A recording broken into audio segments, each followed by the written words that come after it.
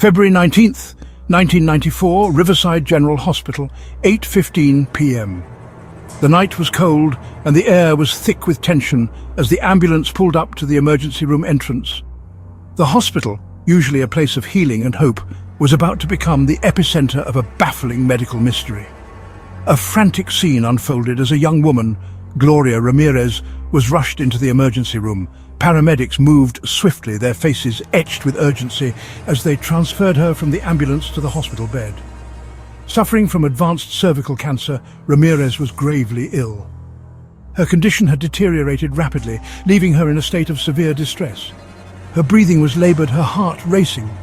The medical equipment beeped incessantly, a stark reminder of the fragility of life.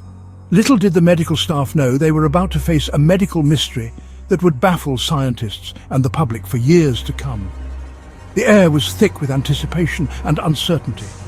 Ramirez's family described her as confused and disoriented in the hours leading up to her arrival.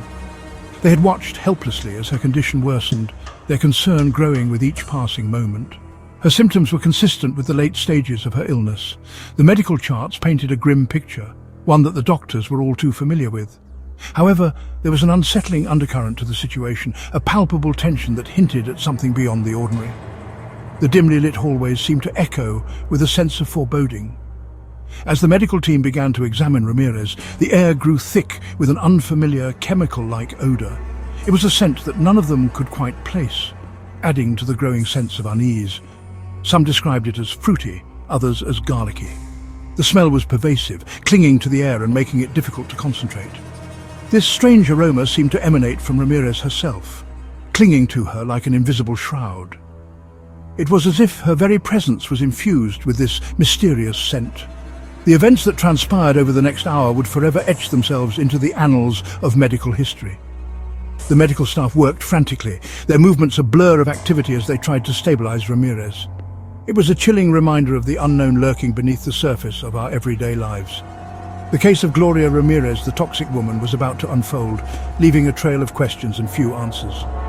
The case of Gloria Ramirez, the toxic woman, was about to unfold. This incident would not only challenge the medical community, but also captivate the public's imagination, becoming a story that would be told and retold for years to come. The mystery of what happened that night at Riverside General Hospital remains a haunting enigma, a testament to the complexities and uncertainties of medical science.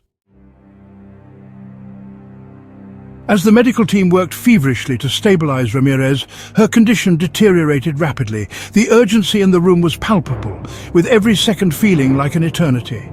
Doctors barked orders, nurses moved with precision, and the beeping of machines created a symphony of chaos. Her breathing became more shallow, her pulse erratic. The heart monitor's irregular beeps echoed the growing tension in the room. Each beep was a reminder of the fragility of life, and the medical team knew they were in a race against time. It was then that the first nurse, Susan Kane, noticed something unusual. Her trained eyes caught a detail that others might have missed, a subtle but alarming sign that something was terribly wrong. While drawing blood from Ramirez's arm, Kane detected a strange, ammonia-like odor emanating from the vial. The smell was sharp and unmistakable, cutting through the sterile hospital air like a knife. It was a scent that didn't belong, a harbinger of the chaos to come. Moments later, Kane collapsed, overcome by nausea and dizziness. Her sudden fall sent shockwaves through the room, a stark reminder of the unpredictable nature of the situation. The medical team, already stretched thin, now had one of their own to worry about. Another nurse, Maureen Welch, rushed to her aid, only to be struck by a similar wave of illness. Welch's face turned pale and she clutched her stomach, fighting to stay upright. The room seemed to spin around her, and she knew she was losing the battle. As more and more medical staff succumbed to the mysterious symptoms, a sense of panic began to grip the emergency room. The once orderly environment descended into chaos, with staff members stumbling, gasping for air, and clutching at their throats. The hospital was thrust into chaos as doctors and nurses, struggling to breathe and overcome by vomiting, were themselves in desperate need of medical attention. The roles had reversed.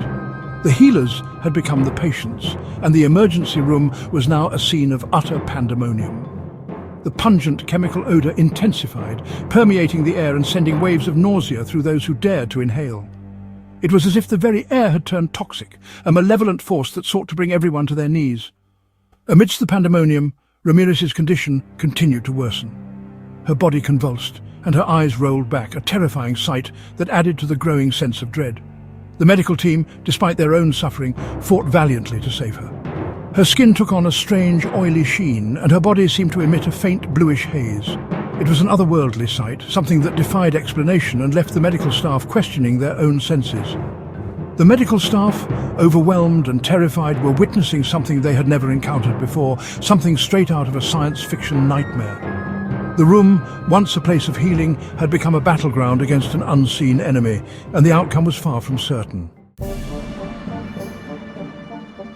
With the emergency room evacuated and quarantined, a hazardous materials team arrived on the scene, clad in protective gear and armed with an array of sophisticated equipment.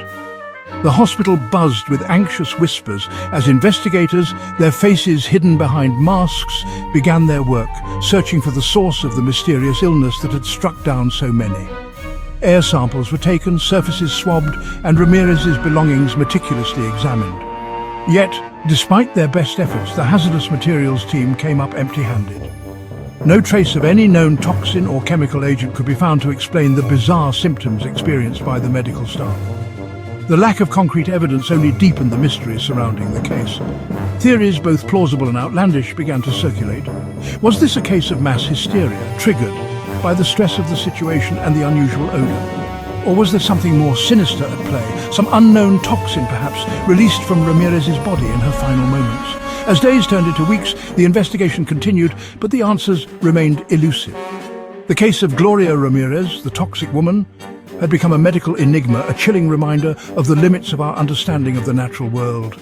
Investigators meticulously documented every detail, hoping to find a clue that had been overlooked.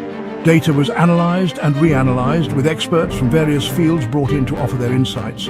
Meetings were held, debates ensued, and every possible angle was considered. Historical medical cases were reviewed, searching for any precedent that might shed light on the situation. The hospital staff, already stretched thin, struggled to cope with the ongoing uncertainty and fear. Ramirez's medical records were scrutinized, with every symptom and treatment carefully noted. Interviews with the hospital staff were conducted, each recounting their experiences and observations. Any unusual substances found were sent to specialized labs for further testing. Advanced testing equipment was employed, capable of detecting even the most minute traces of toxins. Time seemed to stretch on endlessly, with each passing day bringing more questions than answers. The media caught wind of the story, and soon headlines about the toxic woman were everywhere. Public interest grew, with people speculating and theorizing about what could have caused such a bizarre incident. Tips and theories poured in from the public, each one more outlandish than the last. The investigation team compiled all the information, hoping to piece together the puzzle. Every piece of evidence was examined with a fine-tooth comb, but the mystery remained unsolved. The rain outside mirrored the somber mood inside the hospital as hope for a quick resolution faded. Late into the night, the investigators continued their work, driven by the need to find answers. The empty hospital bed where Ramirez had lain was a stark reminder of the enigma that still haunted them. Medical journals began to publish articles on the case, each one adding to the growing body of speculation. Scientists and doctors around the world pondered the case, each hoping to be the one to solve the mystery. The hospital, once bustling with activity, now felt like a ghost town, the weight of the unsolved case hanging heavy in the air. The detailed notes and diagrams in the medical charts offered no new insights, only more questions. Each new theory was meticulously documented, but none provided the breakthrough they so desperately needed. The emergency room remained closed, a stark reminder of the mysterious events that had transpired. As the investigation dragged on, the hospital staff could only watch and wait, hoping for answers that seemed ever more elusive. Time continued to tick away, but the mystery of Gloria Ramirez, the toxic woman, remained unsolved. Section 4. The chemical reactions theory.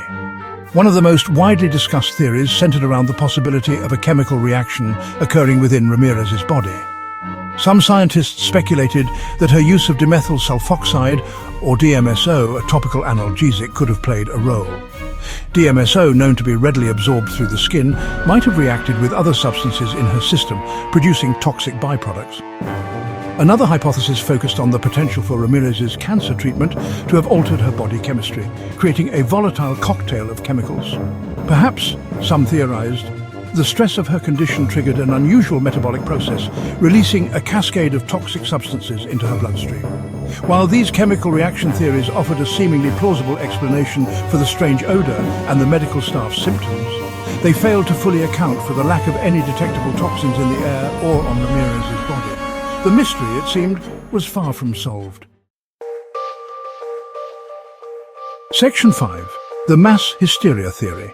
As the investigation stalled, some experts began to explore the possibility of mass hysteria, a phenomenon in which a group of people, often under stress, exhibit similar physical symptoms with no identifiable physical cause. Could the intense pressure of the emergency room, coupled with the unusual odor, have triggered a collective psychological response?